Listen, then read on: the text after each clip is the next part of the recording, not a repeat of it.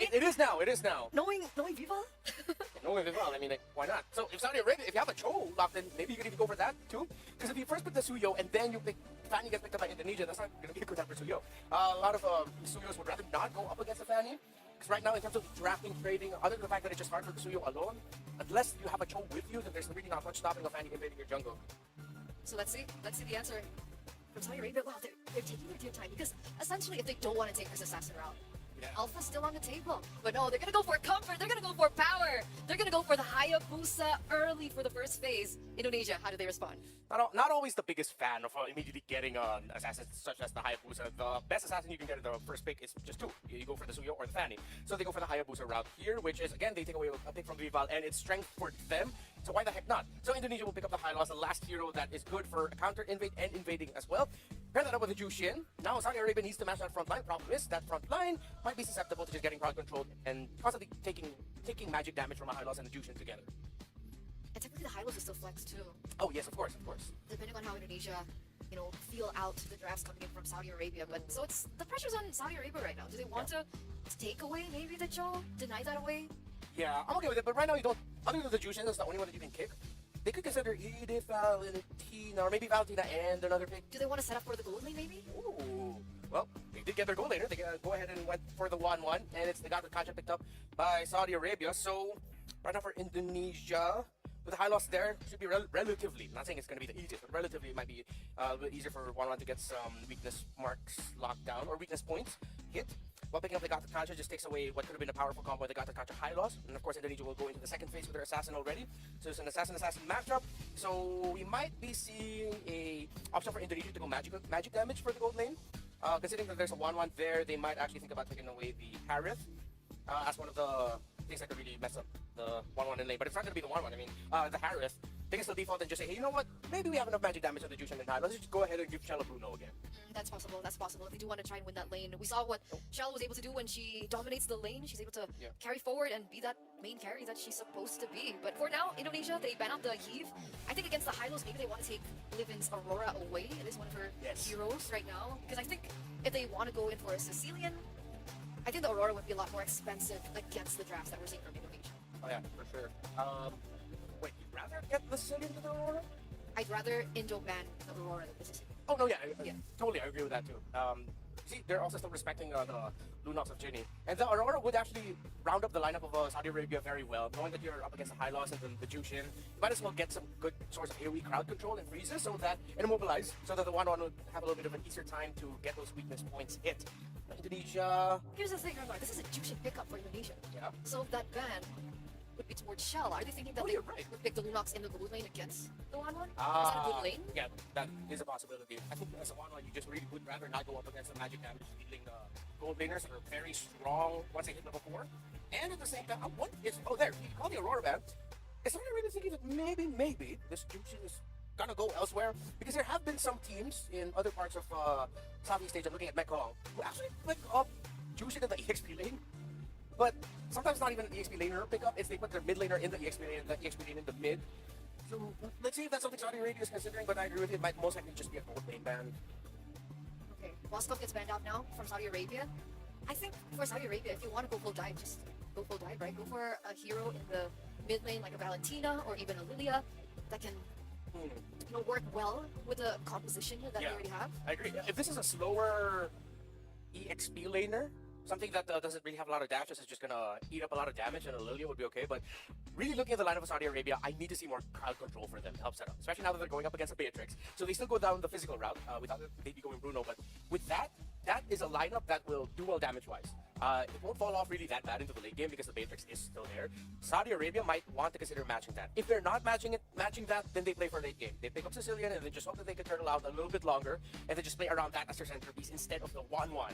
However, I'd want to see them get crowd control, so maybe a Vexana. Edith Vexana would be good, yeah. I like that. Or Edith Valentina. Yeah, I feel like I'd be worried for Valentina. Yeah. I'd want to see more of a backline mage. Yeah.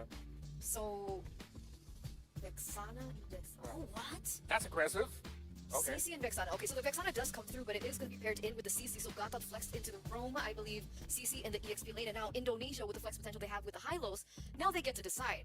Who do they want to be laning against this CC? Yeah.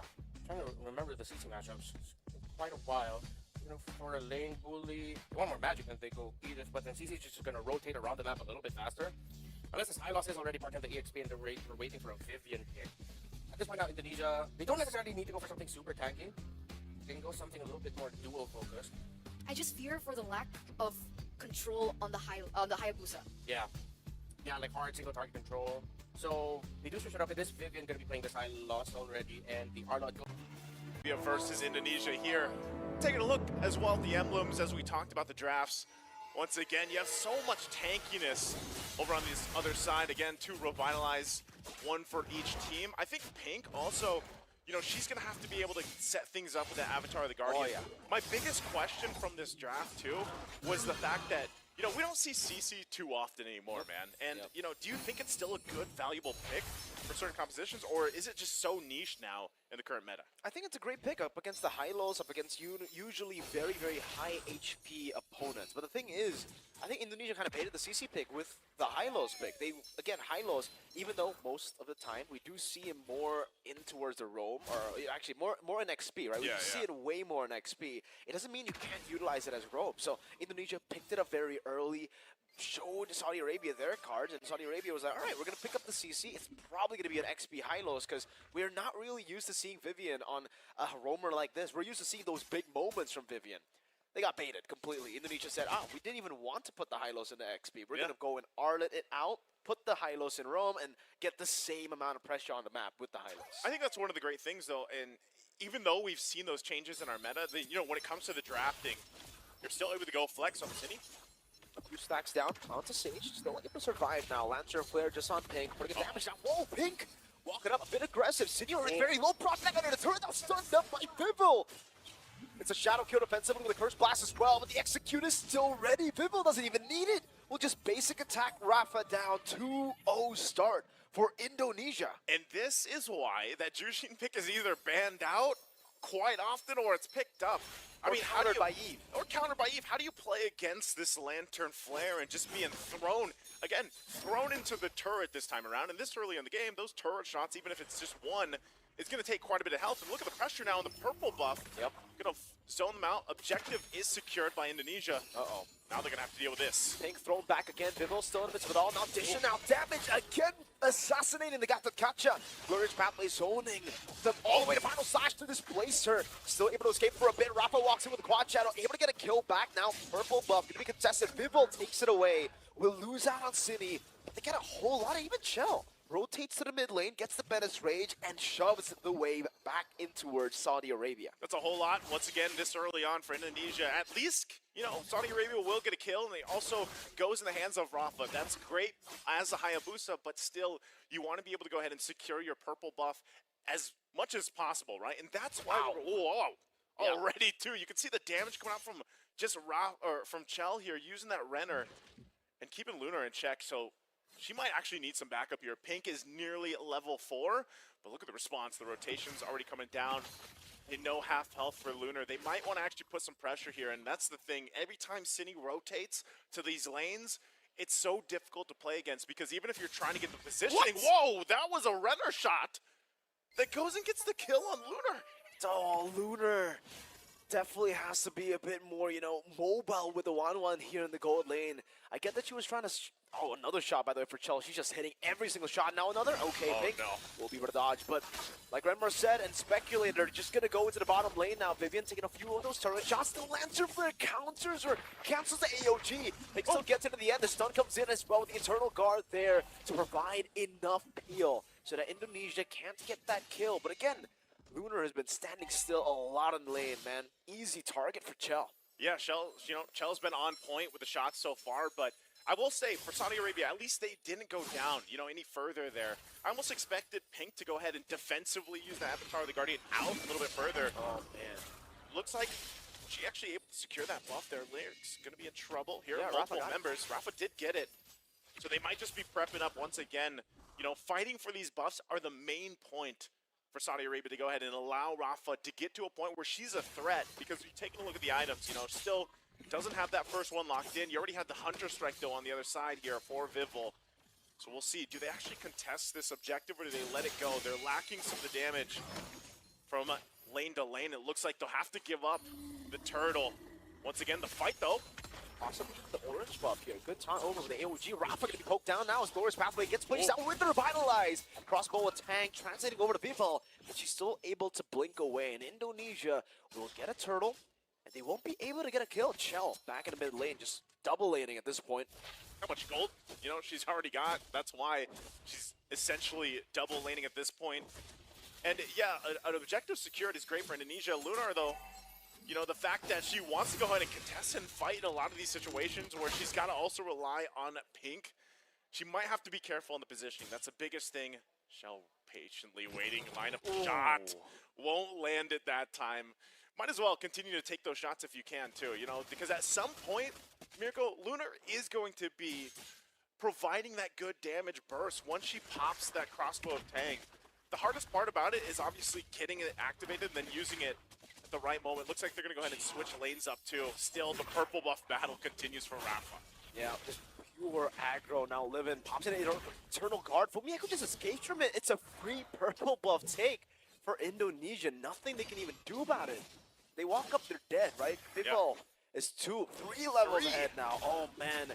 They're looking to go for the bottom lane trade, perhaps onto Chell. Let's see if Chell reads this out. Oh, Cine just opens it up. Rafa will have to just walk away, and you can see the pressure now. Oh, no. Down onto Lyrics. She does have the Vengeance already. AOG going to be coming down with Lantern Flare, but still the Demure's Bastion will be able to take her down. Cine in the midst of it all, popping in the Crimson Beacon, and Pink will just be thrown back and forth into Indonesia again. Feels bad, you know, to get caught under that turret with nowhere to go and just 4 members of Indonesia staring you down. And even when you try to pop that Vengeance, it's just not enough. You can see this Rafa, she might be gone this time around. Shadow Kill gonna be popped. She gets the buff, is she gonna get out with her life though? Glorious Pathway able to juke down to the turret. Yep, Bennett's Rage 2, Vivo just needs one last hit. Chell goes in for the Nibiru to get the final basic attack as Lyrics actually dishes out a bit of damage over towards Vivo. Lantern Flare into the Nibiru's Bastion, gunning her down inside of the tier 2. Getting the kill too, man, and the tier 2 is already at half HP. It's perfect timing now for the third and final turtle of the game. Lunar sniped down City now, popping a Lantern on her. AOG, Crimson Beacon, City looking for the damage. Now with the flicker forward, Lunar trying to outplay the situation with the Inspire, but still will be taken down. Pink getting a trade, but it's an MM4, a mid lane as Vivo, again, just clears out the wave, and on the Suyo, you're just so hard to catch. This is where that point, you know you have this lead, you know you have pressure, you just continue to put it on too. Malefic Gun now picked up by Shell, so, you know, she's been on point with all the shots for the most part. Even if it doesn't get a kill, but you get someone down less than half health, you know that you can also secure that kill, and that's what they're doing. Again, massive lead here in terms of economy and everything else. They're going to force it. Oh, final slash from Fumieko, finding 3. Just slashing them all the way back to Chell to go for the free hits. And even with Rafa popping a shadow kill, she gets stunned up and just gunned down Chell. Looking for the shot, now sniping them down. Livin will take the shot, another snipe from Vivo with the arrow. And Indonesia gets 2, trading it in just for Fumieko. Think how many things you have to dodge here, Mirko. You have to dodge. Too many.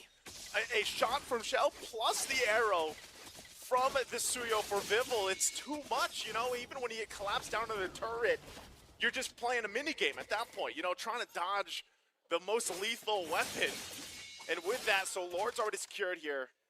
So Indonesia will prep up and get ready. Shell just working slowly on that turret, obviously from range. They might force a situation again, just whittling down these health bars with a couple shots. Man, Pink's already down to half, making a quarter now with the Demure's Passion 2, stun over to Lyrics. Curse Blast, the helper to AOG, dodged away from with the curtain call already placed on them. I thought that would hit, but Chill was able to just space out perfectly as City has a Crimson Beacon, will use it to get away from the last weakness point that was about to be popped down by Lunar. She used the Inspire. Rafa in the bush and Lord in the bottom lane already spawning in, but Indonesia are just taking it as slow as possible. Yeah. They're waiting for that wave to push in, and man, Rafa is starving for buffs and everything else on this Hayabusa. She might have to go ahead and just rely on the team. At least Vivian goes down. They do pick up a kill here for Saudi Arabia, so, and that was a revitalized popped as well from Vivian. So they work with this Lord. The waves are pushing in, top and mid. That tier 2 in the bottom side finally going down. Where does Indonesia go from here? Curtain call with Taunt 2, Fumieko. Vengeance walks up and gets taken down. Lord in the bottom lane already dealt with, kinda, right? You take him for a detour, Yep. get him to a point where he can actually just go for the free hits. That's a tier 2 up top, but considering the lead, Indonesia really didn't get too much out of that Lord. You would expect all the tier 2s to be taken down here. Yeah, they hold on to one. And that's the thing, you know, the biggest gap that we saw there in terms of the gold, obviously, is the jungle. Rafa's been struggling, but if they continue to buy time like this, they find a little, you know, pickoffs here and there because Indonesia is overextending a little bit, but maybe they're getting a little confident in what that pressure can do, then they should be able to punish and actually crawl back into this game. It is a long way to go for them, though, but they might get cut off here. Vivian looking to make a play. Not going to be able to get the sandwich, but there's the pathway. The AOG to the back though, they're going to be caught in a bad spot right now. She's going to be taken down, but Lunar just burst it down. City with a Sky Piercer takes her out. Imu's Passion and Fumi Echo with a vengeance as Vivo dashes forward, gets the unstoppable 3-0. No Lord, but they actually might be able to go for the end of the bottom lane. That's going to be tough here. 2 members left to defend this push. Some of the resources going to be taken down. That turret's worked on from afar. They got to clear out the minion. Rafa will do that, but whoa, the damage from Michelle, able to take out that base turret. Now eyes set here in that mid lane. Saudi Arabia will go ahead and have the rest of the members for this defense. So the Holy Shield's still up. They will pop now mid lane. Lunar taking the shot. You know, that last team fight, I was surprised at just how fast she got bursted down. You know, she was really looking for that airtime, but wasn't able to get it because of how fast she just got blown up. It's too fast, man. For Indonesia at this point, they have everything. They got the damage down, I assume. They have several executes. Early on, maybe we would just think about Viva when it comes to executing members, but Sydney, I think, has gotten to a very comfortable spot with the Sky Piercer to a point where it's a built-in execute. That's why you go Lantern Flare.